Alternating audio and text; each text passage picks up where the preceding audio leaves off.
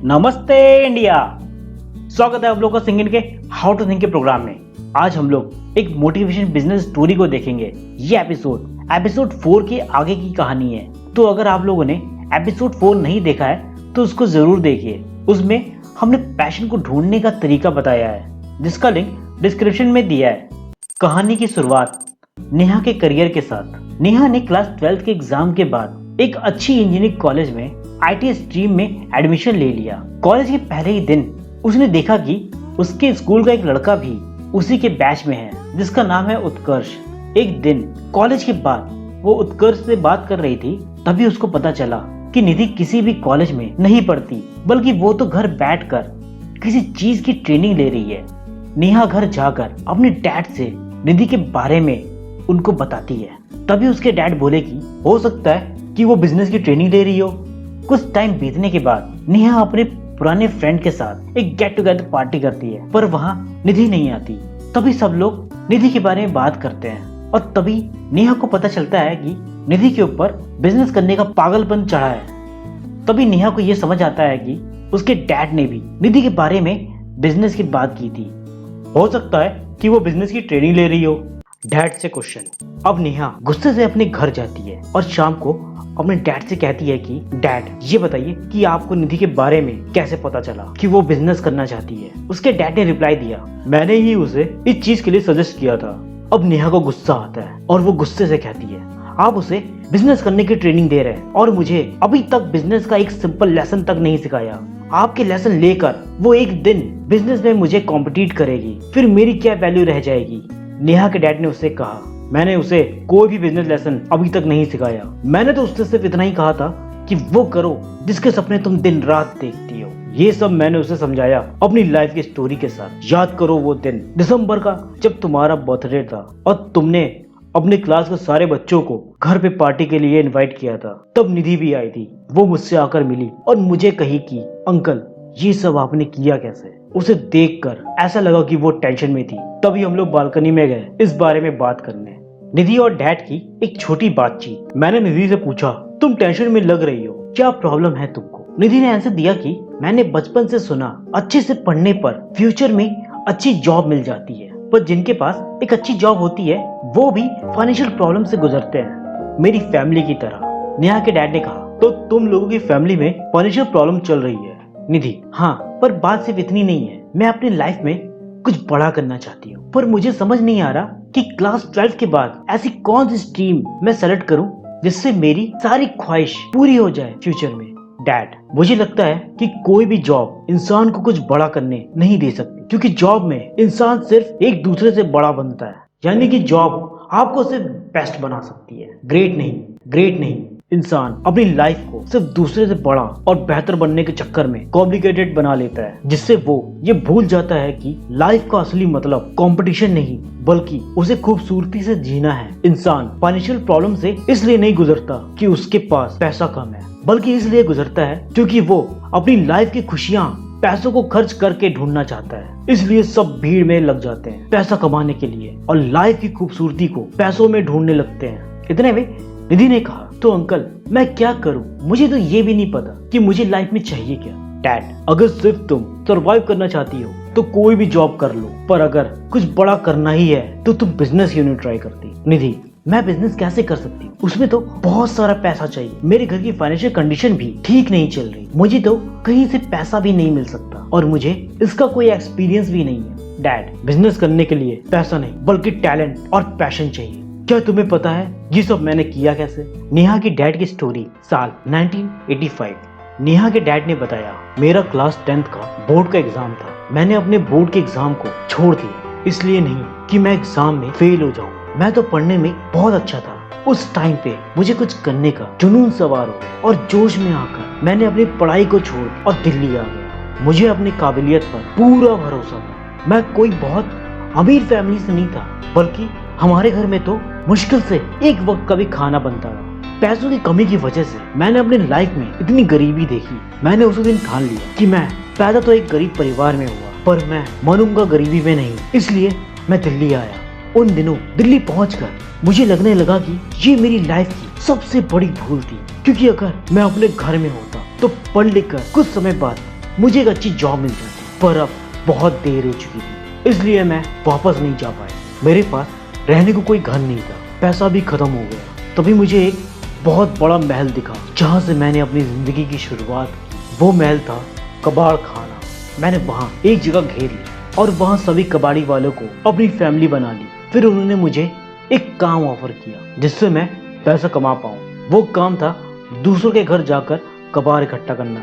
इतने में निधि ने बोला, अंकल आप सच में कबाड़ी का काम करते थे? डैड, हाँ। सुनकर काफी अजीब लगता है ना? ये बात तो नेहा को भी नहीं पता। वो तो महल में पैदा हुई, उसे तो पैसों की कोई कदर भी नहीं है। पर ये कबाड़ के काम से मुझे अपने टैलेंट का पता चला। पता है वो क्या था? निधि बोली, क्या था वो? डैड, वो था कंप्यूटर प्रोग्रामिंग और डेवलपमेंट। हुआ ये था कि जब मैं कबाड़ लेने जाता था तो वहाँ बहुत सारी कंप्यूटर की किताबें मिलती थी, उसे अपने पास रख लेता और पूरी रात पढ़ता। कुछ दिनों बाद मुझे कबाड़ में एक कंप्यूटर मिल गया। मैंने किताबें पढ़कर उसे खुद से ही ठीक किया और चलाने सीखने लग गया। मैंने खुद से C++ और HTML जैसे लैंग्वेज बहुत मन लगाकर सीखने लगा और उसे अपने कंप्यूटर में प्रैक्टिस करने लगा। करीब साल भर बाद मुझे एक IT कंपनी में जॉब ऑफर हुई, ऑफिस बॉय का। निधि ने कहा, अंकल आप ऑफिस बॉय भी बन चुके? डैड, हाँ। ऐसा कोई काम नहीं जो मैंने नहीं किया और हर काम से मैंने बहुत कुछ सीखा भी। IT कंपनी में जाने के बाद मुझे एक बहुत बड़ी चीज के बारे में पता चला और वो था इंटरनेट। उन दिनों दौर शुरू हुआ इंटरनेट का। इंटरनेट नया नया आया था और बहुत तेजी से उसकी डिमांड बढ़ने लगी। मैं भी इसके बारे में सीखने लग गया और खुद से घर बैठकर ऑनलाइन वेबसाइट बनाने लग गया। कंपनी में जाने के बाद मैंने जाना सेल्स, मार्केटिंग, डेवलपमेंट, फाइनेंशियल ऐसे चीजों के बारे में। कई सारे ऑफिस में काम करने के बाद मुझे बहुत सारे क्लाइंट के रिक्वायरमेंट के बारे में पता चला। मैंने कुछ वेबसाइट अपने से बनाई और क्लाइंट से मिलने लग गया। वो लोग मेरे काम से बहुत ज्यादा प्रभावित हुए और इस तरीके से मैंने अपनी कंपनी शुरू की। पर अभी भी मेरे पास इतना पैसा नहीं आ रहा था कि मैं इतनी बड़ी कंपनी बना पाता। नई चीजों के साथ नई प्रॉब्लम्स भी आती हैं। काम इतना ज्यादा आ गया कि मुझसे अकेले नहीं हो पा रहा था, तो इसलिए मैंने 2 लोगों को हायर करने को सोचा। पर ये इतना आसान नहीं था। आज वेबसाइट बनाने वालों की बहुत ज़्यादा वैल्यू नहीं है, पर उस समय वेबसाइट बनाना एक बहुत बड़ी अचीवमेंट थी और जिसको ये काम आता था उसकी डिमांड बहुत ज़्यादा थी। मैंने सेकेंड हैंड 2 कंप्यूटर और ले ली और अपने एरिया में टेबल और चेयर लगा लिया ताकि ऑफिस जैसा लगने लगे। फिर मैंने 2 नए ऐसे लोगों को ढूंढा जिनको बहुत ज़्यादा एक्सपीरियंस तो नहीं था, पर उनको भी पैसों की बहुत ज़्यादा ज़रूरत थी। मैंने उनको अपने साथ काम करने के लिए कहा और वो मान गए। पर जिस जगह मेरा ऑफिस था उस जगह वो आना नहीं चाहते थे, पर काफ़ी कन्विंस करने के बाद वो तैयार हो गए। सिर्फ साल भर के अंदर हम लोगों ने इतना कमा लिया कि अपनी खुद की एक छोटा ऑफिस ले ली। कंपनी के ग्रोथ को देखकर लोन भी बहुत आसानी से मिल गई। इस तरीके से धीरे धीरे मैंने ये कंपनी को ग्रो किया और अपनी टीम बढ़ाई। उसी का रिजल्ट है कि आज मेरी कंपनी पूरी दुनिया में फैल चुकी है। कोई भी काम छोटा नहीं होता, छोटी तो सिर्फ सोच होती है। सोचो छोटा तो सब छोटा, सोचो कुछ बड़ा तो छोटी चीज भी बड़ी हो जाती है। फिर क्या, 1998 में मैंने तुम्हारी आंटी से शादी की और अपनी फैमिली और बिजनेस को चलाने लग गया। इन सब चीजों में तुम्हारी आंटी ने मेरा बहुत साथ दिया। वो नहीं होती तो शायद ये बिजनेस भी नहीं होता। निधि ने बहुत आश्चर्यजनक तरीके से कहा, आंटी की वजह से ये बिजनेस बना? मैं कुछ समझ नहीं पाई। डैड, याद है मैंने कहा था मुझे 2 लोग मिल गए, एक था मेरा दोस्त और दूसरी थी तुम्हारी आंटी। निधि चौंकी और बोली, क्या आंटी के साथ मिलकर आपने ये बिजनेस शुरू किया? डैड, जब इंसान अपने सपने और ख्वाहिशों को पूरा करने के लिए आगे बढ़ता है तो पूरी कायनात उसकी मदद करने में लग जाती है। नेहा के डैड की कहानी का कंक्लूजन, क्या तुम्हें अब भी लगता है कि बिजनेस करने के लिए बहुत सारा पैसा चाहिए और बिजनेस की डिग्री होनी चाहिए? मैं अपने लाइफ में ये सब इसलिए नहीं कर पाया कि मुझे दूसरों से ज्यादा नॉलेज थी, बल्कि इसलिए कर पाया क्योंकि मुझे लाइफ में कुछ करना था। इसलिए मैंने लगातार हर एक चीज से सीखा। ये नहीं देखा कि क्या पाया और क्या गया, पर यह देखा कि हर चीज से क्या सीखा। अगर तुम बिजनेस करना चाहती हो तो ये देखो कि तुम्हारे अंदर ऐसा कौन सा टैलेंट है जिसमें तुम बहुत अच्छी हो? उस टैलेंट को और भी ज्यादा निखारने के लिए तुम्हें अपने अंदर का पैशन ढूंढना पड़ेगा, जो कि बहुत जरूरी है। अगर तुम्हें ये दोनों चीज मिल जाती है, बस इसी पर काम करती रहो, बिजनेस बनाने का तरीका अपने आप मिल जाएगा। वापस चलते हैं प्रेजेंट टाइम पे। ये सब जानने के बाद नेहा को पता चला कि जिस पैसे की वो जरा से भी वैल्यू नहीं करती, वो पैसा बनाने के लिए उसके मॉम डैड ने कितना स्ट्रगल किया। उसे रियलाइज हुआ कि जिस पैसे को वो पानी की तरह वेस्ट करती है, असल में कितने मुश्किलों से आया है। वो अपने पेरेंट्स पर पहले से भी ज्यादा नाज करने लगी कि उसके पेरेंट्स ने इस तरीके के सिचुएशन से बिजनेस को क्रिएट करके दिखा दिया, जिस लेवल पर किसी भी इंसान के लिए सोचना नामुमकिन के बराबर है। वो निधि के ऊपर भी नाज करने लगी, जिस लड़की को वो जिंदगी भर एक गरीब लड़की समझकर साइड करती रही। असल में वो इतनी ब्रेव निकली कि अपने सपनों को पूरा करने के पीछे उसने अपने करियर को भी दांव पे लगा दिया। अब नेहा ने ठान लिया कि वो भी अपने लाइफ में कुछ बड़ा करके दिखाएगी, और वो भी अपने पेरेंट्स की मदद के बिना।